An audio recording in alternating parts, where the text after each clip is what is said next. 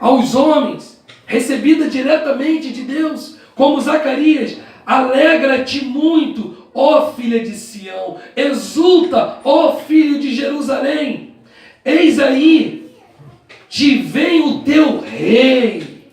Olha só, Zacarias, justo e salvador, humilde, montado em um jumento, num jumentinho, cria de jumenta.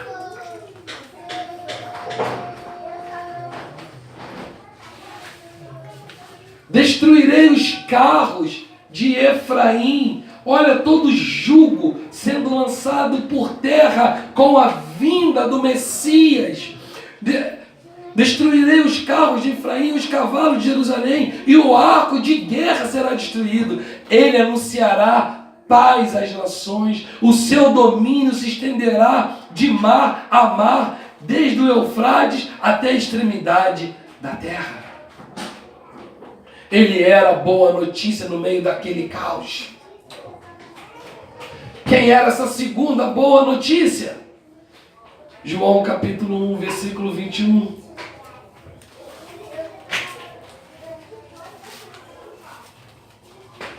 João capítulo 1, versículo 21.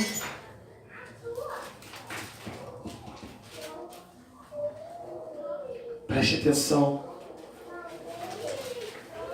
Preste atenção nessa boa notícia, desse embaixador da boa notícia. Então lhe perguntaram: quem és, pois? Ninguém conhecia João. És tu Elias? Ele disse: não sou. És tu o profeta? Respondeu: não. Disseram-lhe: pois declara-nos quem és, para que dermos a resposta àqueles que nos enviarem. Que dizes a respeito de ti mesmo? Então ele respondeu: eu sou a voz que clama no deserto. Ele declara ser a própria voz de Deus no deserto. Glória a Deus. Acabou o silêncio. Chegou o momento de Deus falar. Chegou o momento de Deus se expressar. Chegou o momento de Deus mostrar para aquele povo que Ele ainda era Deus. João Batista era a própria profecia. João Batista era... Preste atenção nesse detalhe, se você quiser escrever. Ele era a própria boa notícia que estava gerando mais uma boa notícia. Amém. Ele era a boa notícia que estava gerando a boa notícia. Havia uma boa notícia que estava sendo gerada pelo próprio João Batista, pela própria notícia que ele vinha trazendo, como ele mesmo disse: eu sou a voz que clama no deserto. Eu sou a primeira boa notícia, mas estou gerando uma boa notícia que vai trazer para você uma nova esperança de vida. Amém. Só não fica de pé quem não quiser. Só não fica de pé quem não estiver firme. Quem não crê verdadeiramente no Deus do universo.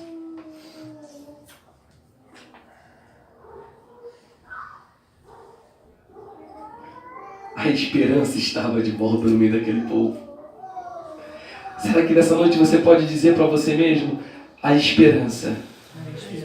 Ixi, não precisa nem continuar. Não precisa nem continuar.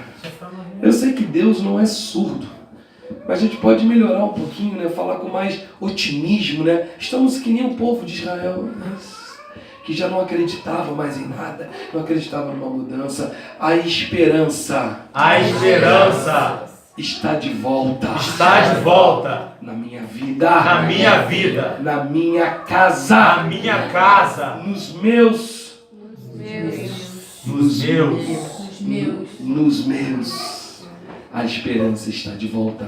Declara isso para o teu irmão. A esperança está de volta na sua vida.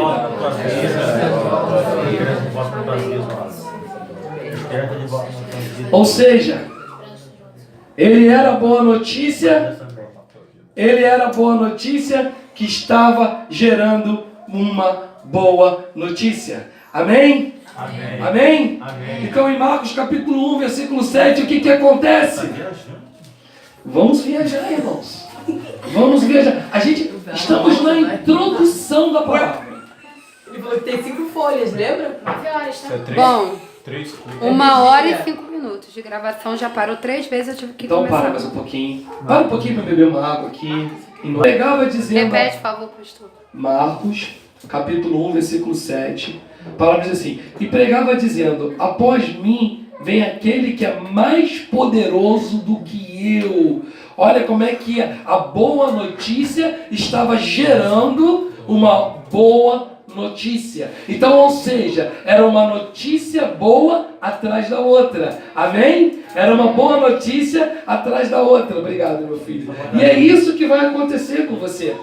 Quando a boa notícia bater na porta da sua casa, sabe o que vai acontecer? Você vai se deleitar, se cansar não, você vai se deleitar, porque vai ser uma boa notícia chegando atrás da outra. Amém? Amém. Será maravilhoso. Talvez a última notícia que você recebeu não foi tão boa, mas se prepara, porque vai chegar uma boa notícia na tua casa. Amém? Amém. Ah, tem um detalhe. Se posiciona. Que se não tiver na posição, vai continuar ouvindo uma notícia, né? Então vamos lá, gente. Até porque João Batista, ele se posicionou diante de Deus, né? Ele estava na posição, ele estava no centro da vontade de Deus. Ele estava no centro daquilo que Deus tinha separado para ele. Olha, João, você será a minha boca no deserto. Você vai pregar o arrependimento, fazer com que o povo se arrependa, que eles venham morrer para o mundo e nascer para o meu filho. Amém? E João Batista entendeu o recadinho. Então esse recadinho serve para nós. Nós que não somos somente, como é que se diz? Limpa bancos. Né? Nós que temos o nosso ministério, o nosso chamado, o nosso trabalho perante ao chamado, a excelência, a essência de Deus. Né? Então assim, João estava na posição certa. Eu fico imaginando como é que não foi a infância de João Batista. Se o camarada faltou pouco falar em línguas espirituais no ventre da mãe, imagina depois. Como é que não era, Wallace? Acho que na hora de jogar bolinha de vídeo ele trapaceava. E pregar após mim vem aquele que é mais poderoso do que eu, do qual não sou digno de curvando-me, desatar-lhe as correias das sandálias. Sabe o que é o mais interessante? João Batista estava gerando uma boa notícia. Essa boa notícia seria o embaixador de Deus. Será que isso lembra alguma coisa? Se a boa notícia bate na tua porta, você será o embaixador de Deus aqui na terra. Glória a Deus. Teremos embaixadores de Deus no Rio das Pedras, no Anil, na Taquara, na Freguesia, na Barra da Tijuca. E teremos, e assim as boas notícias vão chegando e vamos formando mais embaixadores de boas notícias. Amém?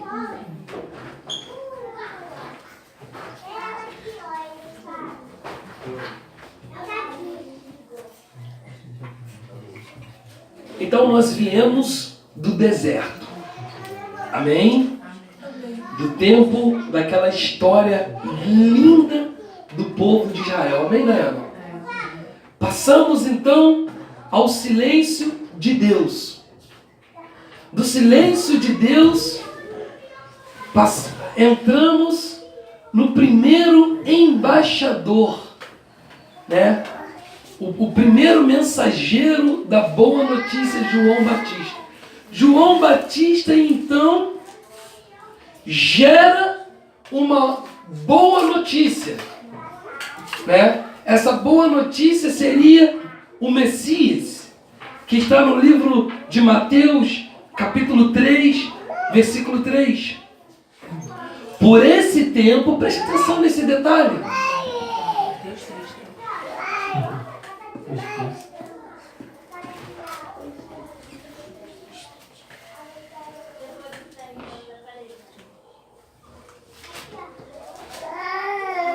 Por esse tempo dirigiu-se Jesus da Galileia para o Jordão, a fim de que o quê? João, o quê?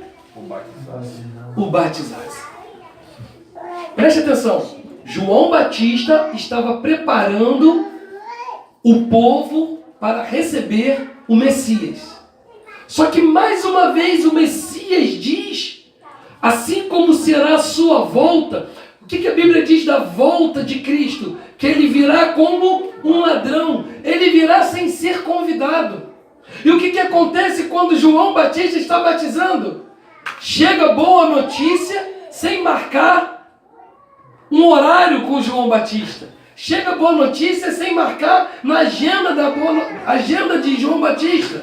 Olha, marca na agenda aí, João. Eu estou chegando para me batizar. A boa notícia chega, como diz os jovens, chega chegando. Chega sem avisar. Chega sem bater na porta. Porque tá errado? Ué, chegou. Aí, Rafael chegou chegando. Tá certo, pessoal. É o que eu ouço, né? Mas a gente, a cada hora eles mudam, né? Eles mudam. Eu acho que isso é de cada bairro, né? É o bagulho chegando. É. Amém, irmãos? Amém? A boa notícia, então, que era Jesus chega sem mandar recado. Avisa João que eu estou chegando. Ou seja, preste atenção, gente. Preste atenção aqui. O que para muitos era um boato se tornou verdade. Não é verdade? Pastor, peraí. Mas a aparição, a vinda do Messias. Gente, está muito barulho lá dentro.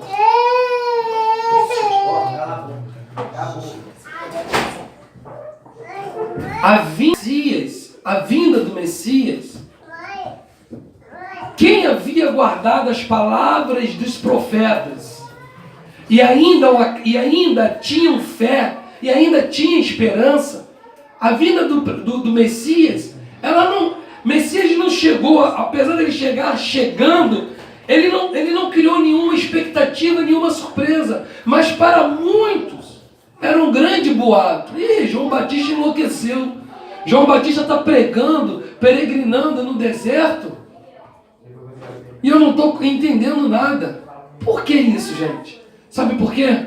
Porque quando a tua autoestima está lá embaixo, quando você se sente desacreditado, quando você se olha no espelho e você se torna uma lente,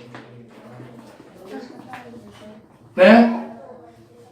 Uma lente, você começa a entender que as mensagens, você começa a compreender que as notícias são apenas boatos.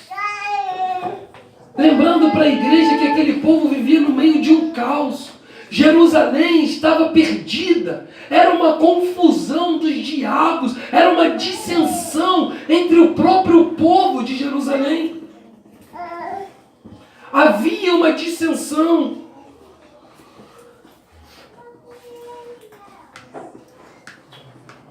Amém? Amém. Então, o que era bom se tornou apenas num boato, né? Um boato. Mas aquela boa notícia iria transformar uma pessoa que estava com a autoestima baixa, ia transformar, não, ia trazer uma pessoa que já não tinha esperança, ia trazer uma novidade para ela. A esperança estava voltando. Glória a Deus. A esperança de dias melhores. A esperança da libertação. Você consegue compreender que você precisa estar liberto? Porque Jesus veio para libertar o povo. Amém. Se você vive aprisionado ao passado, se você vive aprisionado às feridas, se você vive aprisionado aos tempos, significa que você ainda anda debaixo do jugo do Império Romano, onde o próprio inimigo atuava. O passado já não mais pode te pertencer, ainda que esse passado tenha sido um passado presente. É o presente que importa. E é a esperança que está no futuro que vai fazer você continuar caminhando. Um homem sem esperança, ele vai morrer. Um homem sem futuro, ele vai parar. Se você não tem mais esperança, é porque você não tem fé. E se você não tem fé, é porque tu está desagradando a Deus. E se você está desagradando a Deus, irmãos, sinto muito que eu vou te dizer, apesar de estar sendo filmado, um homem sem fé, ele é um homem perdido.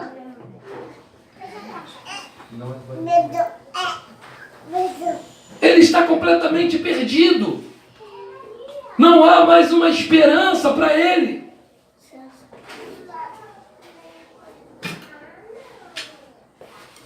Gente, até um bebê tem fé.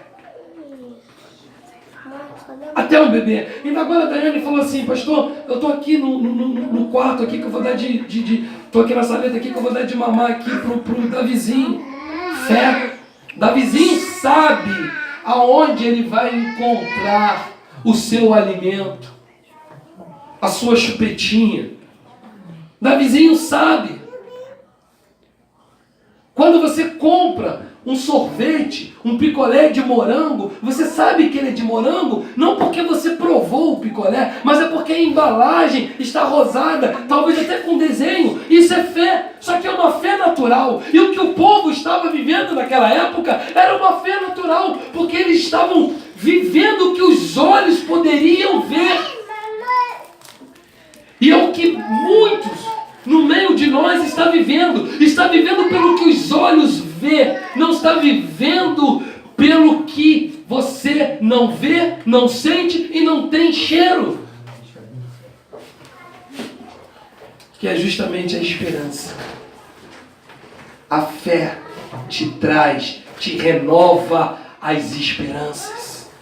E a boa notícia daquela época estava levando a esperança, renovando o povo de fé. Amém. Que nessa noite haja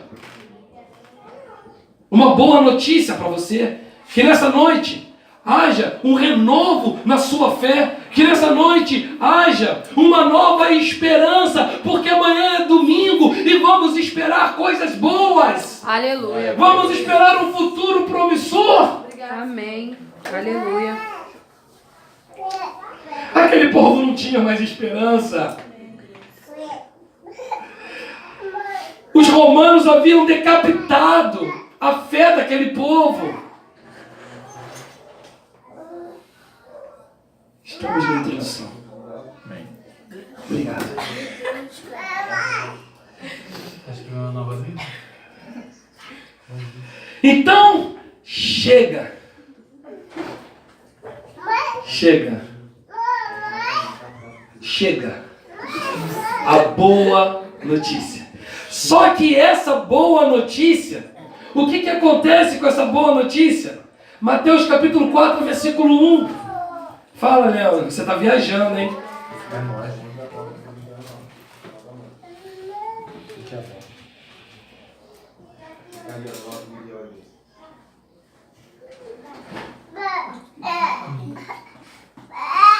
Mateus capítulo 4, versículo 1.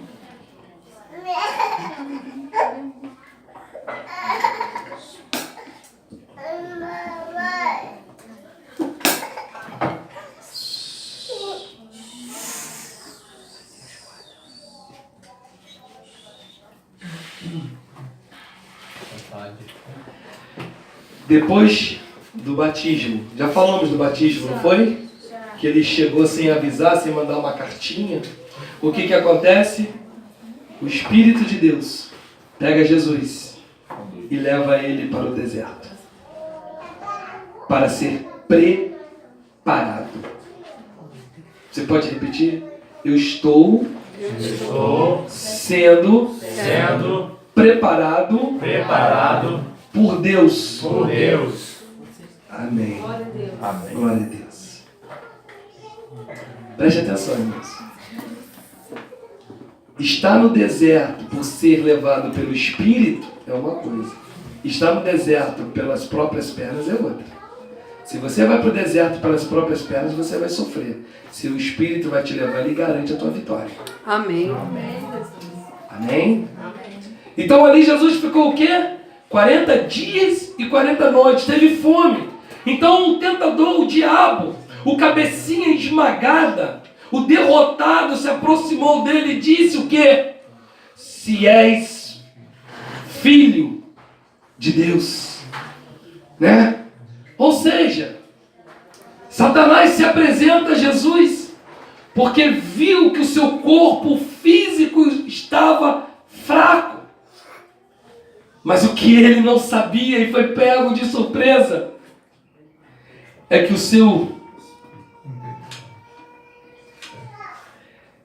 que ele estava totalmente possuído pelo Espírito de Deus. Aquilo que parecia ser fraco era muito forte. E com apenas algumas palavras, Jesus nocauteia Satanás. Ele não derrota somente, ele não ganha uma batalha, uma luta, ele nocauteia Satanás. E depois daquilo, Satanás nunca mais apareceu para Jesus. Tem algum indício de Satanás aparecer para Jesus depois? Acabou. Ele deixou Jesus em paz. Sabe por quê? Porque ele não tinha uma segunda chance. Eu ouvi até um pregador falando que Deus preparou uma armadilha para o diabo. Preparou. Sabe quando a ovelha está sozinha? Isso é para você, hein? Quando a ovelha está sozinha, é o momento que o lobo ataca. Jesus estava sozinho. Só que a diferença era que Jesus estava totalmente possuído pelo Espírito de Deus. A palavra de Deus diz que quando ele sai das águas, a pomba desce sobre ele, que representava o Espírito Santo de Deus. A Bíblia diz que logo a seguir ele foi levado para o deserto. Ou seja, ele estava tinindo. Amém? Amém. Amém? Pastor, quer água?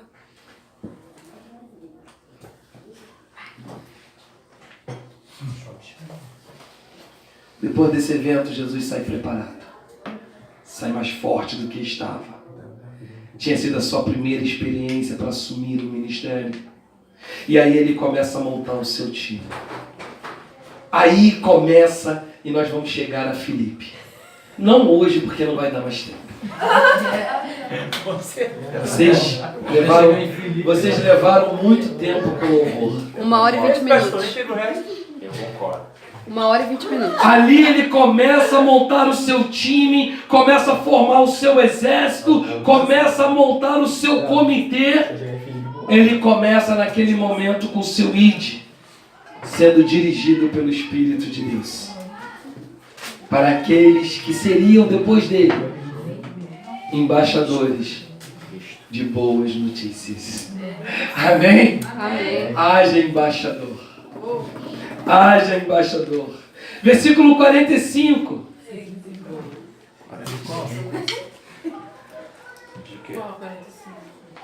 De João capítulo 1.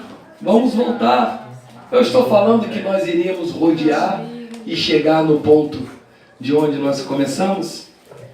Filipe então encontrou Natanael e disse: Achamos aquele de quem Moisés escreveu na lei. Olha que era uma promessa e todo mundo sabe disso. A quem se referiam os profetas, Jesus o Nazareno, filho de José. Perguntou Natanael: de Nazaré pode sair alguma coisa boa? Respondeu Filipe: vem e vê. Passamos pelo primeiro estágio de João, o segundo estágio da boa notícia, Jesus, e estávamos chegando ao terceiro estágio, Filipe, trazendo boas notícias. Não foi isso que ele fez? Chegou a Natanael, que já não cria mais, que já não acreditava, que estava com a sua autoestima lá embaixo, que estava desacreditado até mesmo dele, desacreditado de Israel, desacreditado daquela nação que tem uma história riquíssima, uma história linda, né? Ele já não enxergava mais grande, enxergava pequeno, e é isso que o povo tem enxergado. O povo nos dias de hoje não tem mais enxergado grande, não tem dado mais passos firmes, mas tem enxergado pequeno, porque a opressão tem sido muito grande, porque temos perdido a fé o tempo todo. Porque vivemos debaixo de julgos. Não julgo colocado pelos romanos, pelo Império Romano, não julgo colocado talvez pelo nosso governo, mas julgos colocados por nós mesmos. Nós mesmos temos colocado julgos sobre nossas vidas. E esse julgo tem nos trazido desânimo, tem nos trazido falta de fé, perdendo as esperanças. Porque um passo em falso que nós damos, acabou, se torna um julgo, porque as consequências desse passo, ela virá cada vez maior sobre as nossas vidas. Temos vivido debaixo de julgo que não é nosso, que não nos pertence. Vira para o seu irmão e fala assim: esse